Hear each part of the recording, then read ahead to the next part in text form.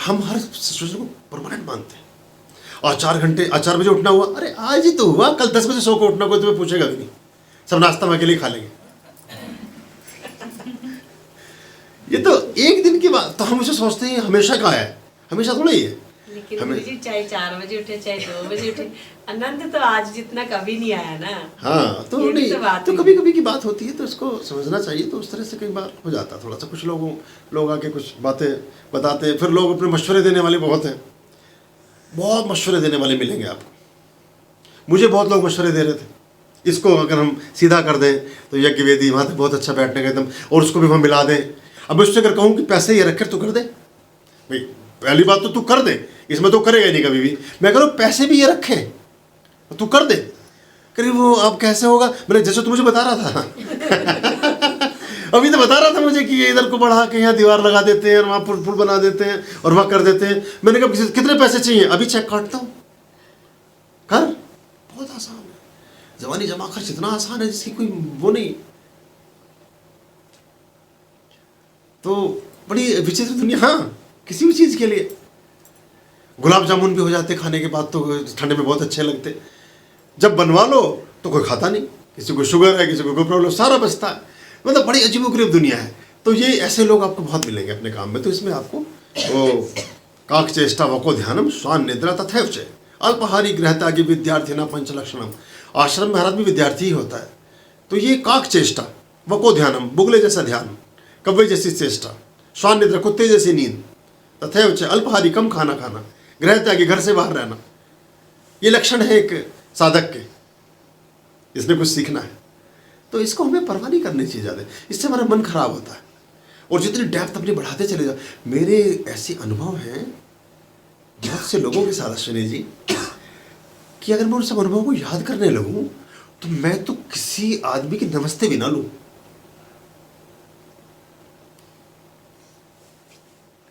यहाँ मेरे से पैसे मांगे किसी ने, और वो मैं उसे कह के कि अंदर वो आया, वो पैसे लेके बाहर गया, 1-1.5 साल पुरानी बात है।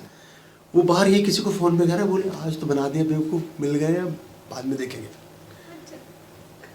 ठीक है भाई, फिर आया दोबारा, फिर भी दिए मैंने, तो मौज ले। मैं बैठा हूँ ना, जीसस क्राइस्ट कहता है ना, कोई शर्ट वो आपसे कोट मांगे तो शर्ट भी दे दो उतार के, कोई प्रॉब्लम नहीं, हम उसे छका देंगे। वो जो आप कल बता रहे थे नानक जी का संदेश, आज उनकी जन्मतिथि भी है, वो हार जाएगा लेने वाला, हम नहीं हारेंगे। पर भाव पे फिर तरस आता है कि हमने झूठ क्यों बोला, झूठ क्यों बोला, मतलब सीधी बात करते हैं। ये बहुत लोग आते हैं यहाँ हमारे पास, काम नहीं करना चाहते, पैसा लेना चाहते हैं। हम कह रहे पैसे ही ले लो, हम वो भी देने को बैठे, कोई प्रॉब्लम नहीं। साफ बोलो कि जी पैसे चाहिए, काम भी ना करेंगे, ना कुछ करेंगे, ना आपको नमस्ते करेंगे, ना कभी आश्रम आएंगे, और 10,000 रुपये चाहिए, हम 11,000 देंगे, और कभी वास्ता भी नहीं रखने। पर साफ बात। अब कह रहे हो काम करेंगे, तो हम सोचते भी थोड़ा बहुत काम करेगा, काम वो करता नहीं है तो फिर उसमें और अपना वो करो, दिक्कत होती है फिर उससे। तो ये ऐसी चीज़ें चलती है। मेरा आप लोगों का तो अनुभव ठीक रहा आज, बहुत अच्छा लगा। इतना मतलब अब तो होने पहले ही बैठी हो। गुरुजी पहले यहाँ वाले में बैठे थे ना, हाँ हाँ, उसमें आए थे ना, किरण भी थी उसमें, बच्चे भी थे सब। नहीं, बच्चे नहीं, बच्चों ने, बच्चों तुमने हवन पहली बार देखा? गुरुजी इसकी ड्यूटी गेट पे थी, इसको तो पता ही नहीं हवन में हुआ क्या। कोई बात नहीं, सैकड़ों हवन होंगे यार, तो 15 महीने बाद हवन होगा, कोई प्रॉब्लम नहीं। ये कहते हुआ क्या क्या था, मैंने ये गेट पे क्या कर रही थी? गुरुजी इसकी वो नहीं थी मोबाइल वाली, लिखने वाली ड्यूटी। अच्छा, कोई बात नहीं, लोगों के नाम लिखने, वो कौन करता?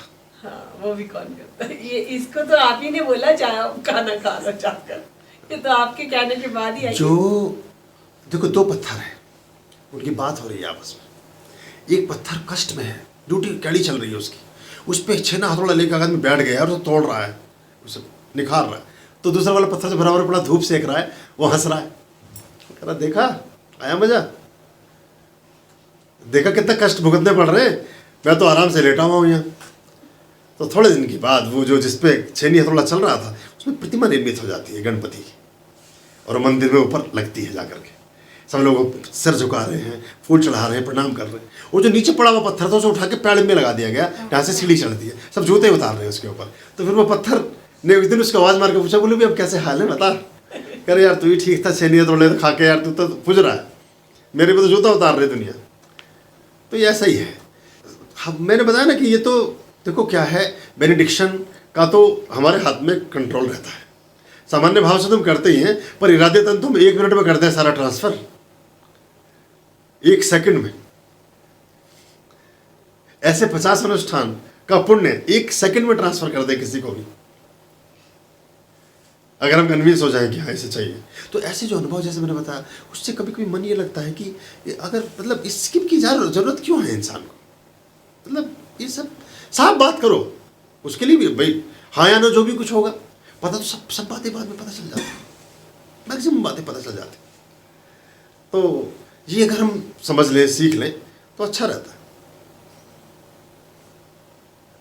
तो जो नींव के पत्थर हैं जो नीचे छिप गए हैं पुश्ते में, अगर वो इनकार कर दें तो बिल्डिंग नीचे है, जो दिख नहीं रहे किसी को, और सबसे ज़्यादा वजन झेले हुए हैं, अगर वो इनकार कर दे कि हम नहीं रुकते, हम तो जा रहे हैं अपने घर, पत्थर उलटने शुरू हो जाएं, तो कितनी भी खूबसूरती ऊपर टिकी हुई है सब नीचे है।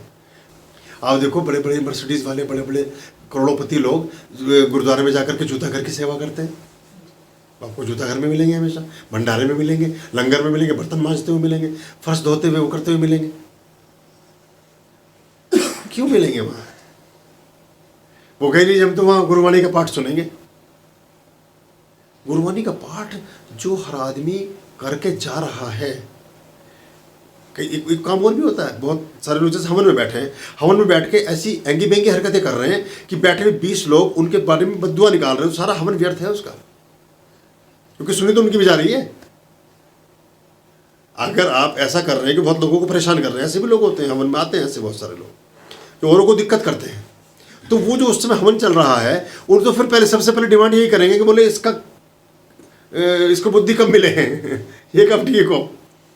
वो अपनी बोले मैं अपनी डिमांड तो बाद में कर लूंगा, पहले आज इसकी करता हूँ। इन्होंने 4 बार तो घुटना दबा दिया बैठे बैठे पानी बखेर दिया, कुछ बहुत नई नई तरह की चीज़ें होती हैं। हम तो बहुत मैनेज करने की कोशिश करते हैं, फिर भी थोड़ा बहुत रह जाता है। गुरु नानक देव जी को 20 साल सिकंदर लोधी ने अपनी कैद में रखा, और अपनी कैद में रखने के बाद जब उसने सुना कि बहुत बड़ा अच्छा गाना गीत गाते हैं, बहुत मस्त आदमी जेल में बहुत मस्त में रहता है, सब उसको खबर पहुंचे, बड़ी परेशानी हुई, मैं राजा होते भी मस्ती में नहीं हूँ, इतना खुश नहीं हूँ, इतना आनंद नहीं ले रहा। और वो सारे दिन आदमी वहाँ जप जी का पाठ कर रहा है और सारे जेल वाले उसके प्रशंसक हो रहे हैं, और मस्त मलंग आदमी है। उसको बुलवाया तो उससे कहा देखो मैं तुम्हें छोड़ सकता हूँ, और तुम्हें बस एक शर्त है मेरी। सिकंदर लोधी कहता है, गुरु नानक देव, सच्ची घटना है, कहता है मेरी शर्त है कि तुम्हें नमाज पढ़नी पड़ेगी। कहते जी आप पढ़ेंगे? मैं भी पढ़ूंगा, अगर आप पढ़ेंगे तो मैं ही पढ़ूंगा। बोला मैं तो रोज ही 5 बार पढ़ता हूँ। बोले तो कल मस्जिद में इतने बजे पहुंच जाना, फलाने जगह शहर काजी। अब राजा आया तो पूरा तामझाम भी साथ में आ गया। तो वो गुरु नानक देव जी बैठ गए पलौथी मार के, और वो अपना नमाज पढ़े जा रहे हैं, और वो उसे देख रहे हैं। गुरु नानक देव जी बैठे बैठे टक्कर टक्कर देख रहे हैं, कभी इधर कभी उधर कभी उधर कभी उधर। वो बाद में बड़ा नाराज होता है जो सिकंदर लोधी, वो कहता है कि आपका सर कलम किया जा सकता है इस गुस्ताखी के लिए, जो गलती आपने की, वादा खिलाफी की। आपने कहा था कि मैं नमाज पढ़ूंगा। बोले मैंने कहा था कि अगर आप नमाज पढ़ेंगे। अरे पढ़ तो रहा था। बोले तुम्हें कैसे पता? फिर मैं नहीं पढ़ रहा था। अगर तुम पढ़ रहे होते, तुम तो बार बार मुझे देखे जा रहे थे। फिर वो जो काजी था, बोले अपने घोड़े गिन रहा था, इसके घोड़े कितने दिन से वहाँ कहाँ गायब है। और तीसरे का उन्होंने जो भविष्यवाणी करनी शुरू की, वो सारे सारे पैरों में, बोले इनको आज के बाद वापस जेल में भेजना, कुछ और आदमी है ये, जहाँ जाना चाहे वहाँ भेज दो। उन्होंने कहा तुम नमाज पढ़ोगे तो तुम भी पूजा कहाँ कर रही थी? तुम उसके कमल को देखे जा रही थी कि वो कहाँ रख रही है? उसी में मेरा वो छूट गया। मैंने कहा हाँ यही तो बोल रहा हूँ मैं, तो तुम्हें उस पर ध्यान ही नहीं देना था। मैंने कहा पता नहीं पाप ही नहीं लग आपने नहीं तो उसकी काहे को चिंता है आपको? आपने हवाई जहाज की यात्रा तो की होगी? नहीं की। हवाई जहाज में जब यात्रा करते हैं तो आप लोग जानते ही हैं, वो एयर होस्टेस थोड़ा डेमो करती हैं। डेमो में वो बोलते हैं कि सबसे पहले अपनी सुरक्षा करें, अपना ऑक्सीजन मास्क लगाएं, और जब सब चीज़ें ठीक हो जाए तब किसी दूसरे को मशवरा दें। ये भजन और भोजन नितांत निजी है, इसमें प्रधान नहीं बनना चाहिए। मतलब अगर सुखी रहना है, मतलब तो आपको कष्ट होगा। हर आदमी कुछ ना कुछ ऐसी उल्टी हरकत करता है कि मैं सबको कर किसी को तो कर भी देता हूँ मैं, पर फिर मैं भी सोचता हूँ कि चलो कोई बात नहीं, जब तक आदमी 4 बार ना पूछे तब तक मशवरा ना दो उसको, कोई जरूरत नहीं। आपका अपना काम भंग हो गया ना, फिर मन में भी मैल आ गया कि उसने आपके साथ थोड़ा सा गलत वो किया, कोई जरूरत नहीं है आपको करने का। अपने काम पे ध्यान दो ना जो आप कर रहे हो बस। नहीं, उसको औरों ने भी बोलना शुरू कर दिया ना, मत करो मत करो। तो आप इसी सब में फंस गए, फिर आपने पाठ कब किया? वही उसी में पंगा हो गया गुरुजी। हाँ वही बोल रहा हूँ ना। तो आप इस काम के लिए थोड़ी बैठे थे वहाँ कि ये सिखाओ किसी को, उससे वो उसकी किस्मत है। ये हमारे ग्रह हैं, ये हमें उससे पृथक कर देते हैं, इससे पृथक कर देते हैं। जो आपने बड़ी अच्छी बात कही थी, बड़ी हल्के में बड़ी बढ़िया बात कह गए आप, कि जो ग्रह गोचरों के हम शिकार हैं और वो ग्रह हमें उन चीज़ों को होने नहीं देते, तो हम उस तरह की हरकत शुरू कर देते हैं। उठ जरा सा अगर कोई आदमी ज़्यादा ही बदतमीजी कर रहा है, उठ के दो कदम दूर जा बैठो। ऐसे भी कुछ लोग होते हैं खुजलीदार, जो परेशानी करते रहते हैं बैठे बराबर में। मैं तो दुनिया में सब प्रकार के प्राणियों के साथ रहा हूँ, जितनी भी कोटि हो सकती हैं। और मुझे बड़ी मजेदार बात है कि मेरे साथ सबका तालमेल है, मुझे कोई फर्क ज़्यादा पड़ता नहीं है, कुछ खास पता जरूर रहता है, और मैं कभी कभी उसको एंजॉय भी करता हूँ। आपकी डेप्थ की चेकिंग हो रही है, आप शॉकर देखिए ना, गाड़ी में जब शॉकर काम करना बंद कर दें तो स्पाइनल कॉर्ड में झरका जाता है। तो थोड़ा ये भी विकसित करो अपने अंदर। और ये पूजा पाठ में क्या, किसी भी चीज़ में मैं क्यों कहता हूँ स्वयं, देखिए आप मेरी हर बात को आप टिक करते चले जाएंगे थोड़े दिन में। मैंने कहा स्वयं सेवा, सेल्फ सर्विस, इसलिए बोल रहा हूँ। भोजन अपना खुद परोसिए, अपना खुद खाइए। कोई मांगे तो उसको दे दीजिए, ये भी नहीं कहना नहीं भैया सेल्फ सर्विस ही करनी है तो खुद उठ के आ, चलो वो आपका फर्ज है देना। लेकिन अगर सभी इसको सूत्र बांध लेंगे तो कोई किसी को हुक्म नहीं चलाएगा, वो खराब भी लगता है। असल में होता क्या है, यहाँ से भी हम अजनबी हैं, और जब तक एक आप दूसरे के हृदय नहीं जीतेंगे तब तक आपकी एक बॉन्डिंग नहीं बनेगी।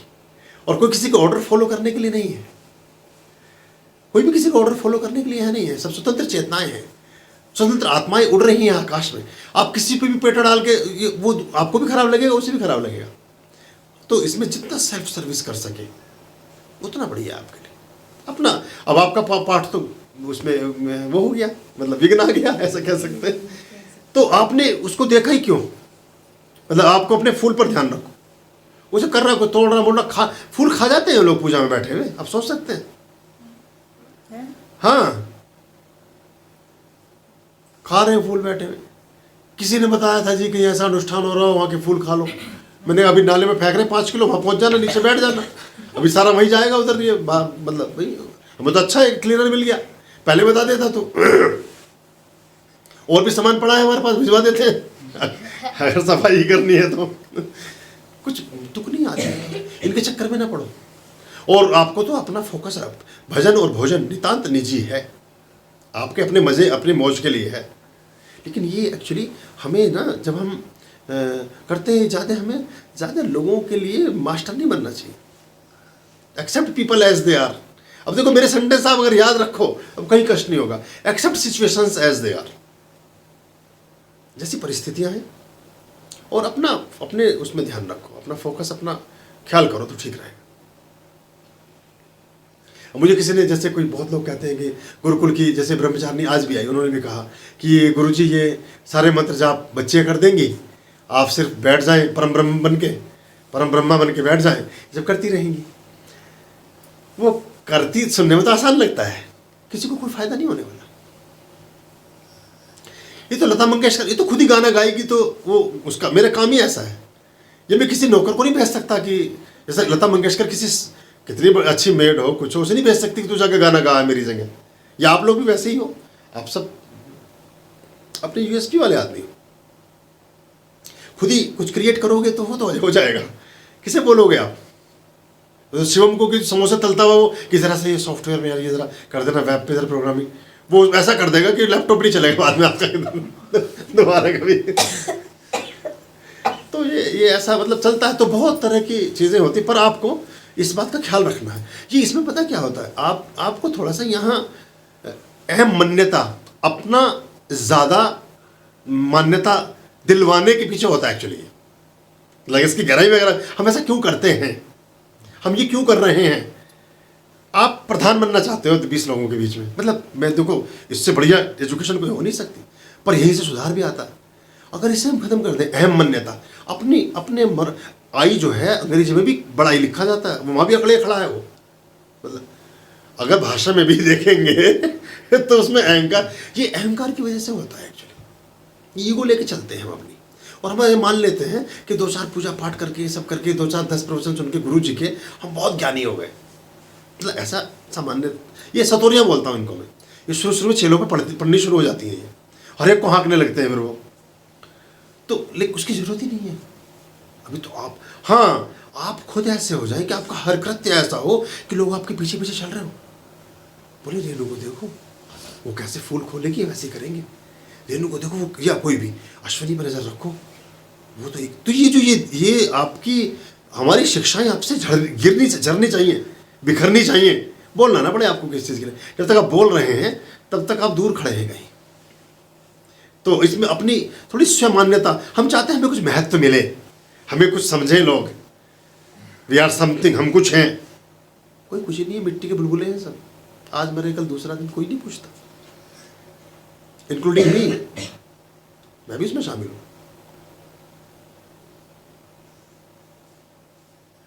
10,000 लेख लिख रखे हैं मैंने, 85 किताबें लिखी हुई हैं, 65 देश घूम चुका, हिंदुस्तान 80% घूम चुका, लगभग 10,000 पुस्तकें पढ़ चुका हूँ।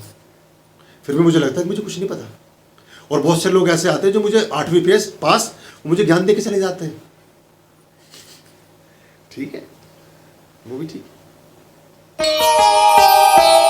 आर्यं शरणं शुभमस्तु, संभव करणम् अरमस्तु। आर्यं शरणं शुभमस्तु,